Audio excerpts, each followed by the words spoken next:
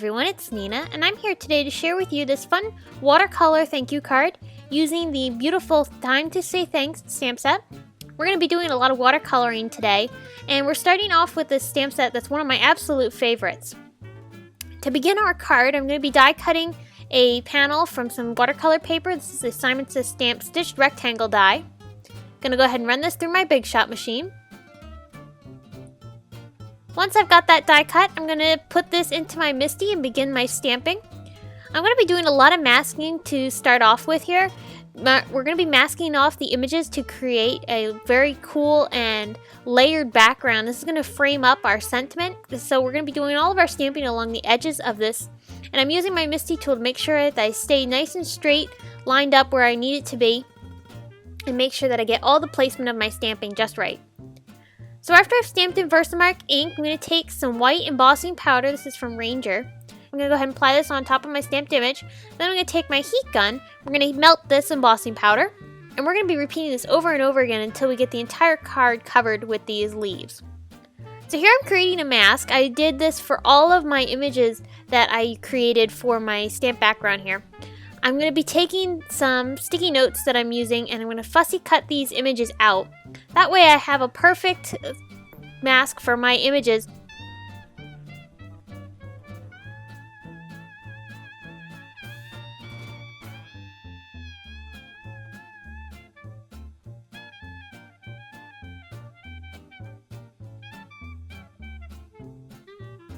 So here I'm lining up my mask. I'm going to go ahead and attach this down. It's nice about the sticky notes is that it stays on there nice and light, and it doesn't rip the paper when you go to peel it off. So here I'm working on to another leaf. I'm using 3 of the leaves included in this stamp set. And I'm going to go ahead and then ink up my stamp. So I'll go ahead and press that down. And once I've got that pressed, I'm going to go ahead and do some more heat embossing. I'm going to make sure that leaf gets nice and covered with the embossing powder and then heat set.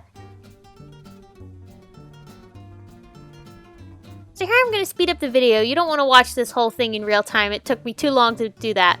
But as you can see, I'm just working on creating that background. I'm cutting out another mask. I'm going to be laying that down and applying that over top of my images. I'm going to keep going and repeating those same processes over and over and over again of stamping, heat embossing, and then doing it all over again, making sure I have the masks down to make sure that I can get the images covered in the right areas. I also added a powder tool over top of this paper. I covered it up with the powder tool. That way it helped cut down on any static. And I added that powder tool a few times during the whole process just because the residue of the sticky notes added a little bit more sticky to the paper, and it helped to cut it down.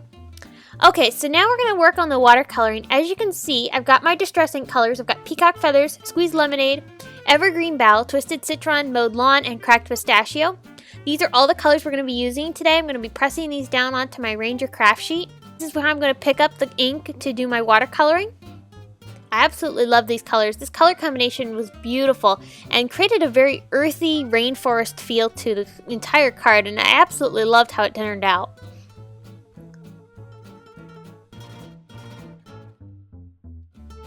So once I've got all the colors laid down, I'm going to go ahead and start my watercoloring. I've sped this up quite a bit because it took me a while to watercolor all of these images, but I just quickly applied some color and laid that down over certain areas, mixed colors together to help create some variation in tones, and I heat set them each before I moved on to the next color for the most part.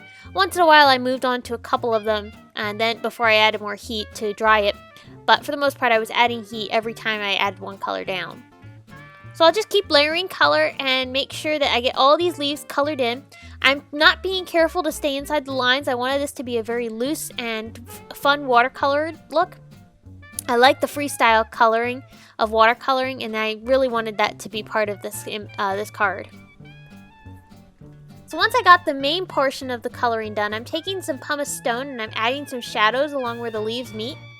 This is just going to help give the image a little bit more depth and really help the leaves stand out from each other. Once I did that, I'm going to go back in with some of my green colors and just add that over top. There you can see the finished product. Absolutely, it's beautiful. And we're going to take it one more step further. I'm taking some antique linen distress ink, and this time I'm adding some color along the edges of the leaves and bringing that into the white area of the card. And this has helped just creating a little bit of a shadow and bring in that color in towards the center a little bit more. And you could totally skip this part if you wanted to, but I liked having that extra texture. So now I'm coming in with that same antique linen, and I'm using a fine tip, and I'm really making sure I darken up those edges right along the very edges of each leaf. And this is going to help them stand off even more. You could skip this part too if you wanted to do just the wash of the antique linen along the edges of each leaf and not go in with the detail brush. But I think adding the detail to the edges of the leaves really helped them pop off the card in the background and really added a bit more of a dimensional look to the leaves. Okay, so once that's drying, I'm taking some black cardstock here and I'm prepping it with my powder tool. I'm going to be taking a sentiment stamp, which is from that Time to Say Thanks stamp set. I'm going to be stamping it in Versamark ink because we're going to do some heat embossing. Sorry about my head, I needed to be able to make sure this was lined up right. So I'm going to emboss that with white embossing powder, and on a piece of white cardstock, I'm going to be stamping the thanks sentiment, which is also from the Time to Say Thanks. And I'm going to be heat embossing this with some platinum embossing powder. The platinum embossing powder is from Hero Arts. I really love this color. It's a nice warm platinum color in between silver and gold. It's very pretty. So once I've got that heat embossed, I'm going to take my fine tip scissors and I'm going to fussy cut this out. Okay, so now we're going to go ahead and build the card. I'm taking my tape runner and I'm going to be adding some craft foam along to the back side of this panel. This is going to help pop it off the card.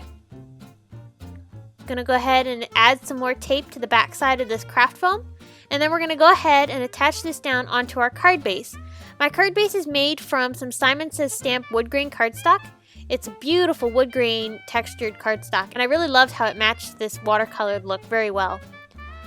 So I'm going to pop my sentiment onto some foam tape. This is the little rectangle that I had heat embossed with the white embossing powder. And now I'm going to take the other portion of the sentiment and I'm going to apply that down with some liquid glue. And I'm going to lay this right underneath the edge of that little sentiment strip. Sorry about my head, I need to make sure this was lined up. So there you can see I've got that laid down right underneath it. Make sure it's pressed down good. And now I'm finally taking some pretty pink posh sequins. These are from the Sunny Days mix and also the Whimsical Forest, both 6mm and 4mm mixes. I absolutely love the colors in both of these mixes. They are so pretty and they match the coloring of my watercolor perfectly. So that's going to do it for me today. I hope you've enjoyed. Be sure to stop over at the Create a Smile blog where you can get more information on this card, including the products used. And if you've enjoyed this video, be sure to give it a thumbs up, subscribe to my YouTube channel, and I hope I'll see you again soon.